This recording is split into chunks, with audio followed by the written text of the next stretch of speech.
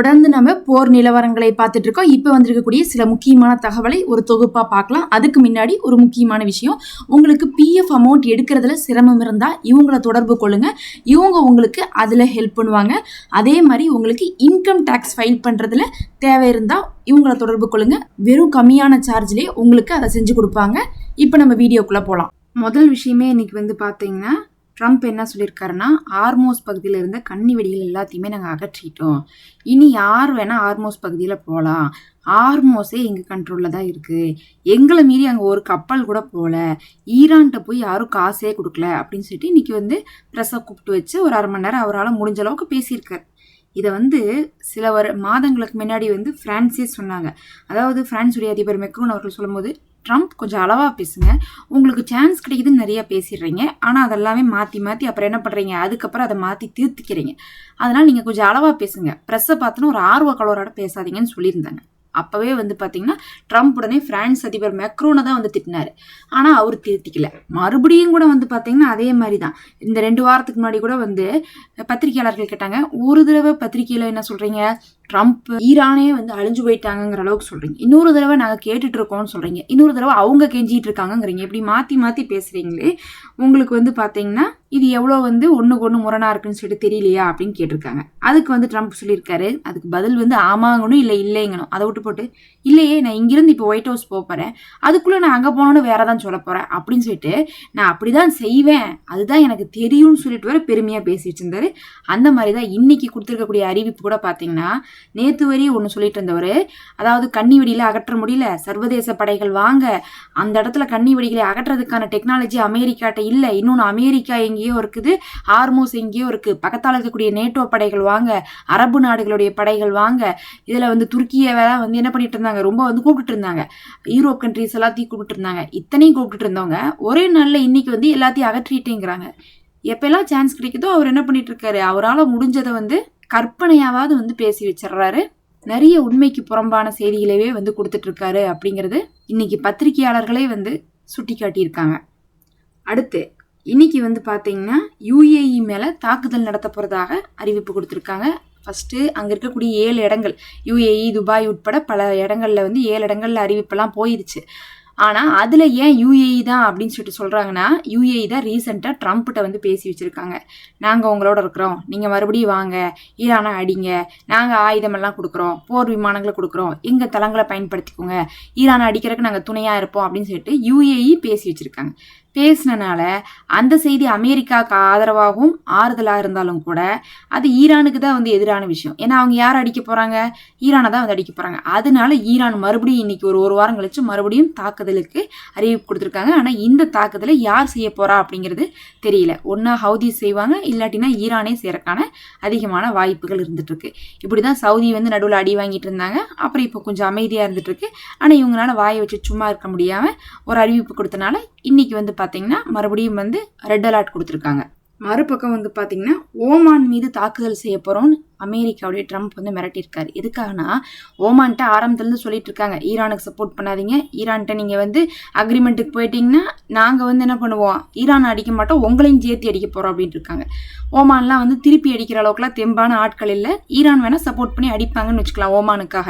ஆனால் இப்போ என்ன சொல்லியிருக்காங்கன்னா, ஓமானும் ஈரானும் ஒப்பந்தம் கையெழுத்திட போகிறாங்கன்னு தெரிஞ்சுட்டு ஓமான் ஒருவேளை சம்மதம் தெரிவிச்சிருவானோன்னு சொல்லிட்டு இப்போ ட்ரம்ப் ஓமான் மீது குண்டு வீசி அழிக்க போகிறோம், ஈரானோடு ஒப்பந்தத்துக்கு கையெழுத்துக்கு போனா அப்படின்னு சொல்லிட்டு அறிவிச்சிருக்காங்க. நேற்று தான் ஈரான் சொன்னாங்க, எங்களுடைய சமாதானம் கிட்டத்தட்ட நெருங்கிருச்சு, கையெழுத்து போட போறோன்ட்டு. அதை போடக்கூடாதுங்கிறதுக்காகத்தான் ட்ரம்ப் இப்படி ஒரு அறிவிப்பை கொடுத்துட்டு இருக்காரு. மத்திய கிழக்கு நாடுகள் முழுவதுமே, அதுலேயும் ரொம்ப முக்கியமா இந்த ஓமான் பார்த்தீங்கன்னா ஈரானுக்கு சப்போர்ட் தான். மற்றவங்களாம் கூட தனியாக தான் நின்று இருந்தாங்க. ஆனால் ஓமான் ஈரானுக்கு சப்போர்ட் ஆன நாடு தான். ஆனால் அமெரிக்கா மிரட்டனால ஓமான் என்ன பண்ண மாட்டேங்கிறாங்க, ஈரானுக்கு சப்போர்ட் கொடுக்க முடியாம அமெரிக்கா பேச்சையும் முழுசா கேட்க முடியல. ஏன்னா அவனுக்கு சப்போர்ட் பண்ணா இங்க அடி விழுகுது, இவனுக்கு சப்போர்ட் பண்ணா அங்க அடி விழுகுதுங்கிறனால ஓமானவே 2 தாக்குதல் நடத்திட்டாங்க ஈரானு. ஓமானுடைய கப்பலையும் அடிச்சாங்க, அங்கேயும் பார்த்தீங்கன்னா நிறைய தாக்குதல்கள்லாம் போறனால இப்போ ஓமானுக்கு ஒரு பயம், அமெரிக்கா பேச்சை கேட்டுட்டோம்னா ஈரான்கிட்ட வேற அடி வாங்கணுமேன்னு சொல்லிட்டு இப்போ ஒரு ஒப்பந்தத்துக்கு பக்கத்தால போயிருக்காங்க. கையெழுத்து போடுறாங்கன்னு சொன்ன உடனே ட்ரம்ப் என்ன ஆயிட்டாரு, கொந்தளிச்சு நாங்கள் குண்டு வீச போறோம்னு சொல்லிட்டு அறிவிச்சிருக்காங்க. அவங்கள பொறுத்தளவுக்கு ஹார்மோஸில் டோல் வந்து வசூலிக்கக்கூடாது.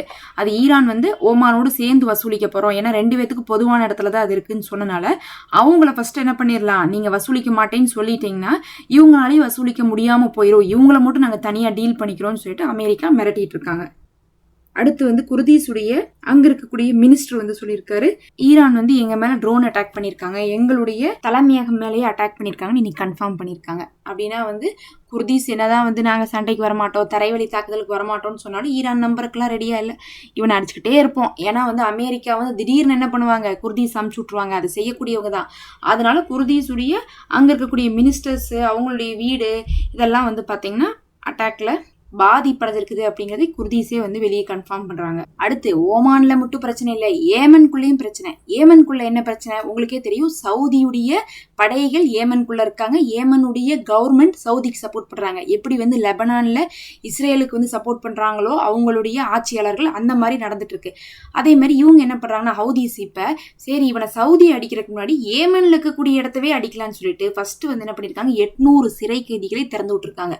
அதாவது ஏமனுக்கு ஹவுதீஸு அங்கே ஏமனுக்குள்ளேயே இருக்கிற ஹவுதீஸ் வந்து சிறை கைதிகளை திறந்து விட்டு அவங்க வந்து என்ன ஆயிட்டாங்க, ஏமன் பகுதிக்குள்ளே வந்து அது ஒரு மாதிரி என்ன ஆயிட்டு இருக்கு, இப்போ கலவரம் மாதிரி போயிட்டு இருக்கு. அடுத்து வந்து பார்த்தீங்கன்னா 1450 பேர்த்து இன்னும் சிறை கைதிகளை திறந்து விடுறதுக்காக இருக்காங்க. அந்த மாதிரிலாம் செய்யும்போது என்ன ஆகும்னா ஏமன் கவர்மெண்ட்டுக்கு பெரும் பிரச்சனையாயிரும். அப்போ வந்து சவுதிக்கு சப்போர்ட் பண்ண முடியாமல் போயிடும், சவுதியை சமாளிக்க முடியாமல் விட்டுட்டு போயிடுவாங்கங்கிறக்காக அவங்களும் இந்த மாதிரி பண்ணிட்டு இருக்காங்க. ஹவுதீஸ் இப்போ என்ன ஆயிட்டாங்கன்னா கடலோர பகுதியை கைப்பற்றணும்னு முடிவு பண்ணிட்டாங்க. ஏமன் கவர்மெண்ட் இருந்து அந்த கடலோர பகுதியை பிடிக்கணும்னா இந்த மாதிரி எதையாவது ஒன்று செஞ்சு அது மூலமாக பிரச்சனையை கொடுத்து சவுதியை வந்து தலையிட வர முடியாத மாதிரி பண்ணிட்டு அதுக்கப்புறம் பார்த்தா ஏமனையும் வந்து கவுத்து போட்டு தான் என்ன பண்ணணும்னு நினைக்கிறாங்க, ஹவுதீஸ் வந்து ஆட்சிக்கு வரணும்னு நினைக்கிறாங்க. அங்கே ஒரு தனி உள்நாட்டு பிரச்சனையாக போயிட்டு இருக்கு. லெபனான்ல எப்படி போதோ, அதாவது இஸ்புல்லா ஒரு பக்கமும் கவர்மெண்ட் ஒரு பக்கமும் நிற்கிறாங்களோ அதே மாதிரி ஹவுதீஸ் ஒரு பக்கமும் கவர்மெண்ட் ஒரு பக்கமும் நின்றுட்டு இருக்காங்க. இப்போ என்ன நடுவில் அங்கே வந்து இஸ்ரேல்காரன் குறுக்காலம் தான், இங்கே வந்து பார்த்தா சவுதி அரேபியாக்காரன் குறுக்காலம் இருக்கான். இப்போ இதுதான் வந்து பார்த்தீங்கன்னா ஏமன்ல போயிட்டு இருக்கு. இதுக்கு நடுவில் வந்து சவுதியும் அப்பப்போ அடியெல்லாம் வாங்குது, நஷ்டமெல்லாம் தழுவுறாங்க.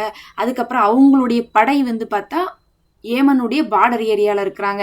அவங்களுடைய 4 பாதுகாப்பு கப்பல், சவுதியுடைய பாதுகாப்பு கப்பல் இவங்களுடைய அந்த எல்லையில் இருக்கும் 4 பாதுகாப்பு கப்பல்லையும் தாக்குதலை வந்து ஹவுதி செஞ்சுருக்காங்க. இத்தனையும் நடந்தாலும் கூட சவுதியால் ஒன்றுமே செய்ய முடியாதனால பதில் அறிவிப்பை கொடுக்காம வெறும் கண்டனம் மட்டும் கொடுத்துட்டு அமைதியாக இருந்துட்டு இருக்காங்க. ஃபர்ஸ்ட் உள்ள இருக்கக்கூடிய ஏமனுக்கு நம்ம சப்போர்ட் பண்ணி ஆயுதத்தை கொடுத்தா அவங்களே ஹவுதீஸை அழிச்சிருவாங்கன்னு நினைக்கிறாங்க. ஆனால் ஹவுதீஸ்ட தான் எல்லாமே இருந்துட்டு இருக்கு.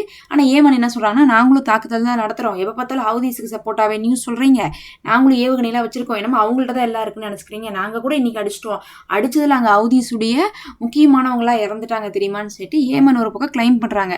ஒரு போர் வந்தா உண்மையாலுமே வந்து இறக்குறாங்களோ இல்லையோ ஆளாளுக்கு வந்து இதை அழிச்சிட்டோம் அதை அழிச்சிட்டோம், எங்கள்கிட்ட இவ்வளோ இருக்குது அவ்வளோ இருக்குன்னு சொல்லிட்டு தொடர்ச்சியாக எல்லா பக்கம் அந்த மத்திய கிழக்கு முழுவதுமே இப்போ கிளைம் பண்ணிட்டு இருக்காங்க அவங்கவுங்களுடைய விக்டரியை.